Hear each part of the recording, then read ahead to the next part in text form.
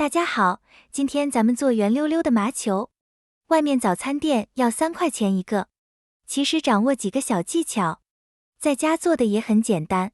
先准备60克白糖，加入180毫升热水，再把白糖搅拌融化。再准备300克糯米粉，3克泡打粉，再分次倒入刚融化好的热糖，水边加边搅拌，像这种棉絮状以后，再下手揉成一个糯米团。水温最好在80度左右，如果水温不够，做出来的麻团容易裂开，炸的时候容易爆开。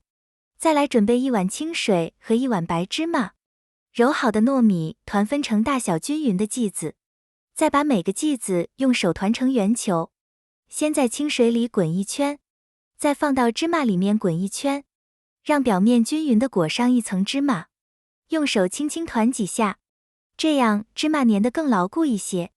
全部做好以后，先放一边备用，锅里油温升到4成热，转小火把做好的麻球一个个的下锅。刚开始一定要用小火来炸，这样才不容易裂开。炸的时候可以用漏网轻轻按压，这样中间的空层会越来越大，过一会儿就会慢慢飘起来。这样还可以加大力度按压，这时候再改成中火，让表面上一下颜色，一直炸到颜色金黄色就可以出锅了。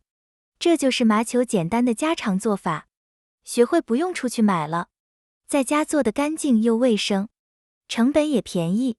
外皮捏一下能看到特别酥脆，吃起来又甜又香，而且你还可以根据自己的口味，在里面添加一些馅料。喜欢的朋友可以自己试一下。谢谢你的观看。